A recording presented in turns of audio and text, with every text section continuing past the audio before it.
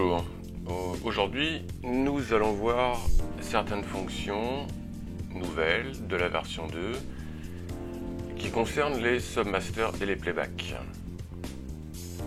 Donc d'abord, on va s'intéresser à la première fonction qui permet donc de changer la couleur du fond du playback dans lequel on travaille. Donc on va d'abord aller dans Setup, Préférences, et ensuite sur l'onglet Couleur, qui est un nouvel onglet. Maintenant vous allez pouvoir sélectionner la couleur de fond du playback et sur la partie A, et la même chose sur la partie B pour les dissocier. Alors on va choisir par exemple la couleur marron pour le A. Et ensuite dans B, on va aller choisir bleu. B, je vous rappelle, étant donc la partie en préparation, à l'aveugle. Donc maintenant, pour vérifier notre réglage, vous voyez, on va aller appuyer en bas de l'écran, là, et on va choisir A ou B, ou sur la console, on peut aussi appuyer simultanément sur A et B pour switcher les modes de fenêtre.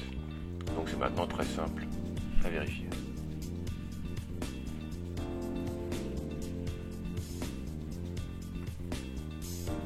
Alors maintenant on va voir comment assigner des nouvelles fonctions au Submaster. Donc on va aller dans le Setup console. On va déplier donc l'arborescence qui concerne. Donc vous dans votre cas ça peut être console si vous êtes sur une console Freedom ou Liberty. Et dans mon cas ici on va vers ça sur la partie Imago, mais c'est exactement les mêmes. Et donc ici on va pouvoir régler quelques paramètres, et notamment donc le nombre de fix faders qui vont être assignés à cette console. Donc maintenant vous pouvez assigner un nombre conséquent de faders à des fonctions particulières qui sont fixes et qui ne dépendront plus des banques, etc. et des pages. Donc le fait d'avoir choisi 3 ici, vous voyez, maintenant m'ouvre 3 cases juste en dessous sur lesquelles je vais pouvoir cliquer pour assigner différentes fonctions. Donc là, dans un premier temps, on va prendre playback, et playback, vous choisissez donc le playback qui vous intéresse, et vous voyez qu'automatiquement, donc, le deuxième bouton est assigné à la partie B du playback. Et pour le troisième, on va prendre plutôt Exclusive Field, en choisissant C1, et on peut quitter cette fenêtre.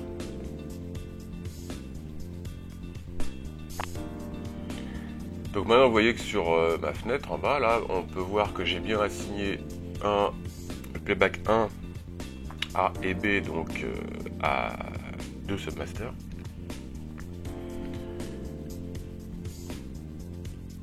Et le 1 étant donc la live, et le B la version preview, comme vous avez sur votre crossfade habituel. Et enfin le dernier est assigné à C1 puisque c'est l'exclusive qu'on a assigné en dernier. Donc maintenant, si je veux lancer ma séquence, donc on va ouvrir une fenêtre de playback pour la visualiser. Voilà.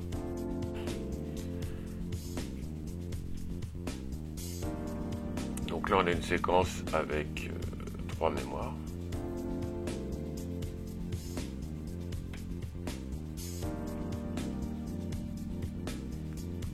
Là je vais retourner au pas 0, et si maintenant je bouge mes faders donc que j'ai assignés sur mes submasters, vous voyez que je vais obtenir la même chose. Vous voyez, donc là j'envoie mes deux masters, vous voyez, qui montent en jaune sur l'écran de l'Imago. Donc je suis en train de faire un crossfade avec mes deux submasters à la place de mes deux faders de crossfade habituels, ce qui vous permet donc d'avoir des faders supplémentaires pour les séquences. Donc maintenant je peux faire un crossfade entre la 2 et la 3 avec les numéros qui s'affichent juste au-dessus. L'autre chose, c'est qu'en plus sur les consoles, les boutons associés de flash deviendront automatiquement un go et un back, et les boutons situés au-dessus seront dans ce cas-là un séquence plus, séquence moins, dans le cas de l'Imago uniquement, où vous avez des boutons supplémentaires. Alors maintenant on va s'intéresser donc au troisième, là, celui qu'on avait assigné en exclusive C1. Donc on va éditer le contenu en cliquant sur l'autre onglet exécuteur en haut à gauche, et on va ouvrir donc en double-cliquant la fenêtre d'édition de ce registre. Donc ce registre ici, il suffit simplement de taper des circuits et de rentrer des valeurs. Donc là j'appelle le circuit 15 que je mets à 70% par exemple, et je ferme.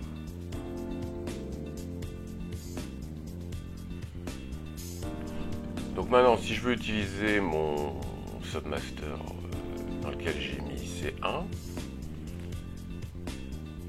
donc ça sera dans mon cas le dernier disponible de ma console, puisque moi je suis sur un Imago, donc j'ai 6 submasters, donc le C1 est automatiquement, enfin le troisième de mes submasters est automatiquement assigné au dernier, donc au 24 dans mon cas. Donc vous voyez maintenant que si je bouge ce submaster, j'ai bien mon circuit 15 qui monte suivant la valeur que j'ai enregistrée dedans. Et c'est donc ce registre, ce submaster uniquement qui a le contrôle sur le circuit 15.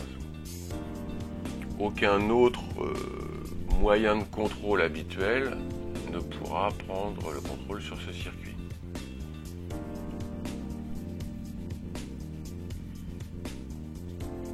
Donc c'est ce qu'on appelle le mode exclusif, mais dans un fix fader, on va voir qu'il y a moyen il y a plusieurs modes d'exclusive avec différents niveaux de priorité.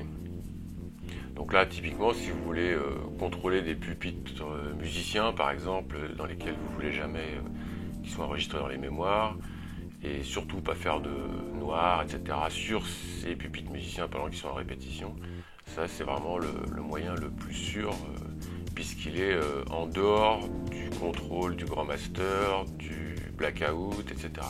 Donc là, c'est comme si vous aviez un contrôle direct séparé de la console sur ces circuits que vous avez mis dedans. Alors que si on avait utilisé la méthode que vous connaissez déjà, de passer un submaster en exclusif, donc là on va mettre un circuit dans un autre submaster, donc le 17 par exemple.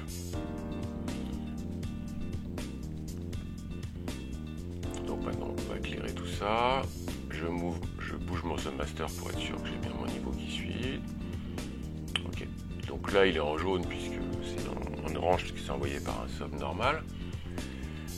Donc maintenant, ce que je sais, c'est que ce submaster ici, il est assujetti au contrôle du général, du blackout, etc.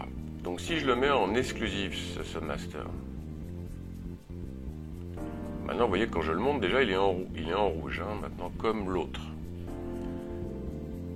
Mais la différence va constater tout de suite, c'est que si on joue sur le niveau du grand master,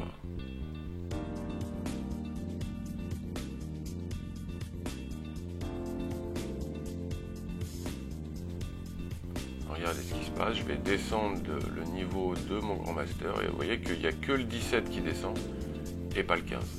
Donc vous voyez qu'entre utiliser l'exclusif du fix fader qui lui est absolument exempt de tout contrôle autre et passer par un submaster qu'on met en mode exclusif, il y a quand même une différence en termes de priorité.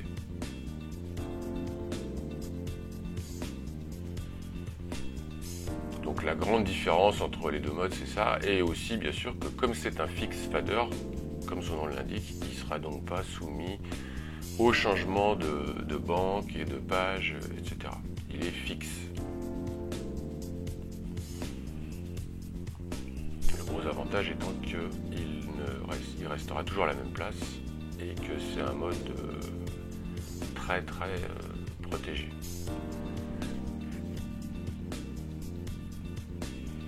Alors maintenant on va voir l'assignation à d'autres fonctions pour ces submasters. Donc du coup il va falloir aller directement ouvrir le console setup. Alors si vous avez la fenêtre, vous pouvez passer par le moyen habituel de setup console bien sûr. Et donc on va rouvrir ça, mais il existe un raccourci maintenant pour ceux qui ont des imagos. Dans la fenêtre imago, vous avez donc le nom imago à droite en blanc. Vous pouvez simplement double-cliquer dessus et ça fait automatiquement apparaître la fenêtre correspondant à la console sur laquelle vous avez cliqué. Donc voilà, on revient ici sur notre config qu'on a choisi tout à l'heure et donc cette fois on va changer l'assignation puisqu'on n'a plus besoin du C1. Alors pour changer d'assignation on peut utiliser par exemple en descendant la souris tout en bas, je vais pouvoir aller chercher le niveau du grand master ou du playback master. Donc je clique dessus et je le glisse sur le bouton de mon choix. Et je choisis Select Feather Target. Et vous voyez que maintenant que mon bouton s'est transformé en playback master. Ce qui vous est indiqué sur l'écran aussi, bien sûr. La fonction elle suit. Et on peut procéder de la même façon si on veut faire un grand master, puisque sur les imagos on n'a pas de fader physique dédié au grand master. Donc on peut le faire aussi par ce moyen-là. Et vous voyez qu'à droite maintenant sur mon écran, j'ai bien un affichage grand master.